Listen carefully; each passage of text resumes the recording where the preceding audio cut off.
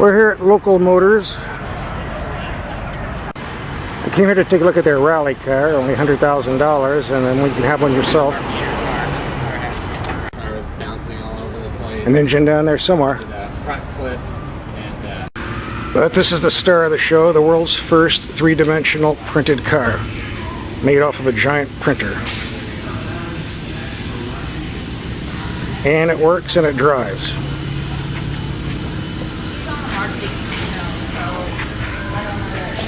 Electric engine.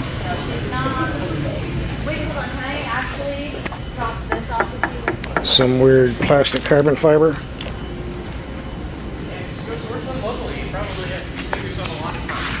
And don't hit a speed bump.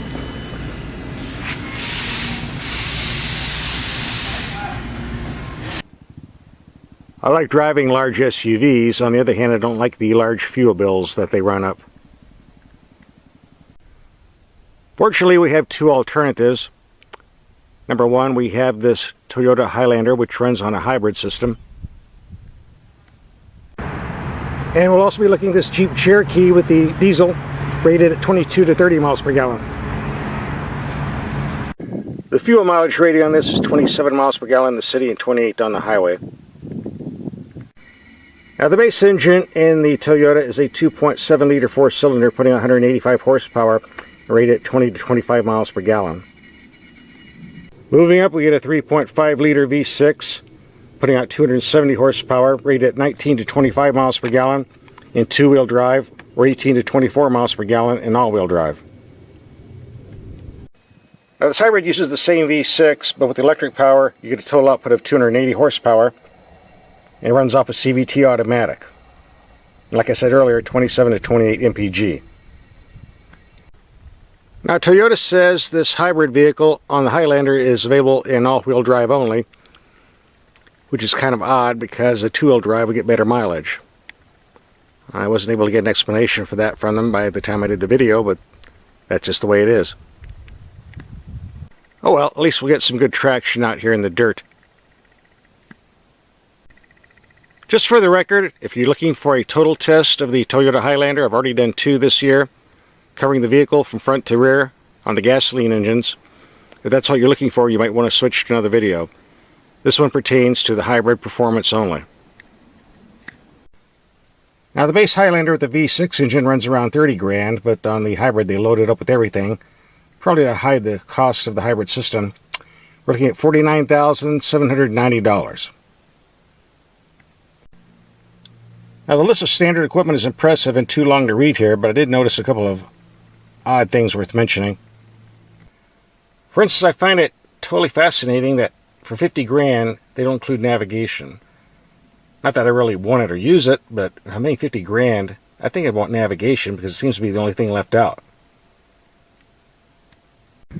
Secondly, I'm totally blown over at the fact that they would charge $50,000 for a vehicle and then charge an extra $225 for floor mats, carpeted floor mats, but it doesn't matter what they're made with. An extra $225 on a $50,000 vehicle? Come on, guys.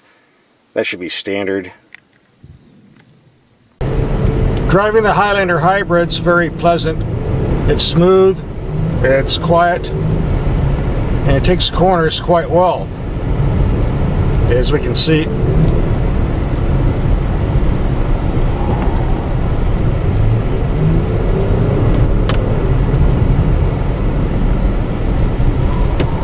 With a bit of tire squealing. That all-wheel drive helps a bit when you're running through some sand, which there seems to be a bunch of on this road. I've also noticed that the torque output from the electric motor makes this engine climb like a tractor up these steep grades. There's plenty of pulling power here. If you live somewhere where you have lots of hills, this engine is going to work out pretty good for you.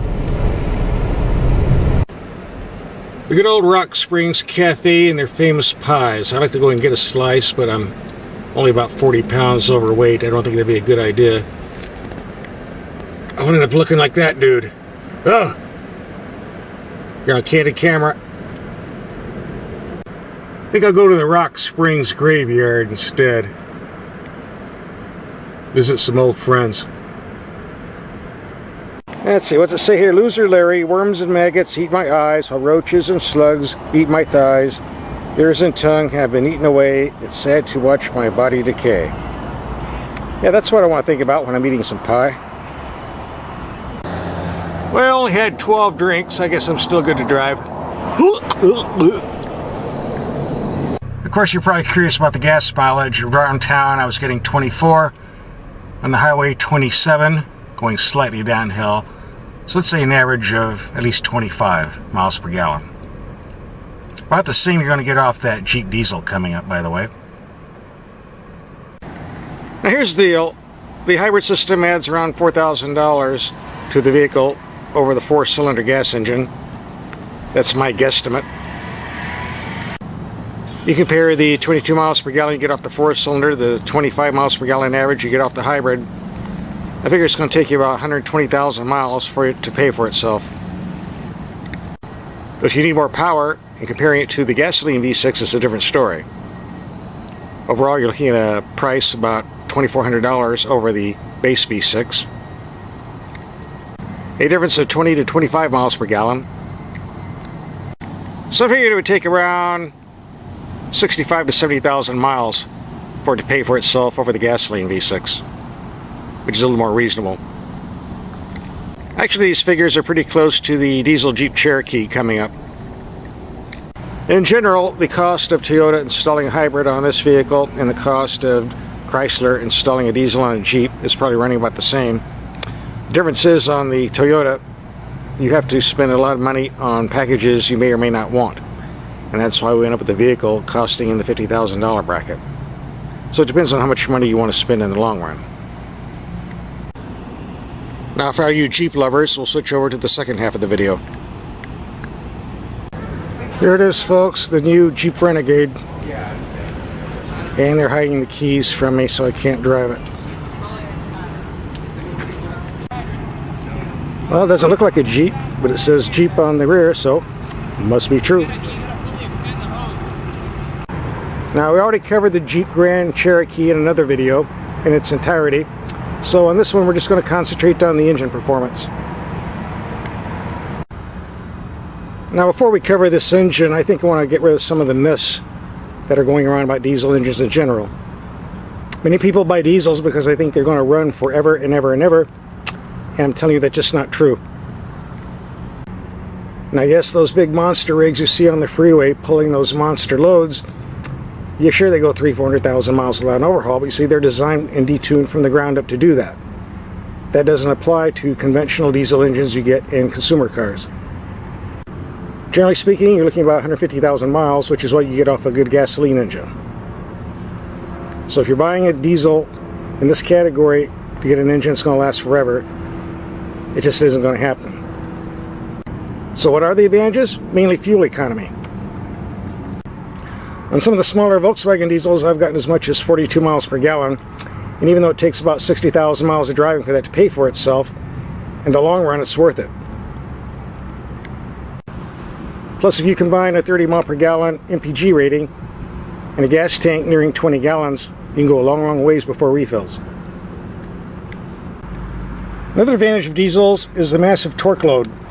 Now, this engine only puts out 240 horsepower, but puts out 420 pounds-feet of torque. In other words, it pulls like a tractor. Comes in handy when going off-roading. It's also a good idea when you're towing, and this vehicle can tow over 7,000 pounds.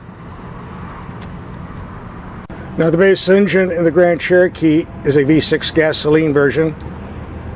If you want the Hemi V8, it runs around $1,800 more. If you want the diesel, it's $4,500 more. Now, I've driven all three engines, and they're great power plants, but I think this diesel overall is the best choice. Good gas mileage, plenty of power, just fun to drive every day.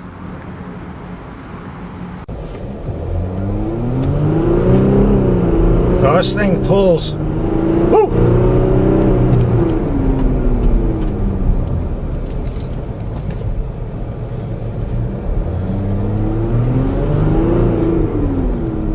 I'm very impressed with the pulling power on this power plant.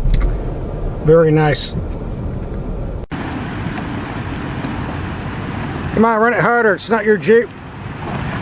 Always going for the big rock. No! Hit it! No! No!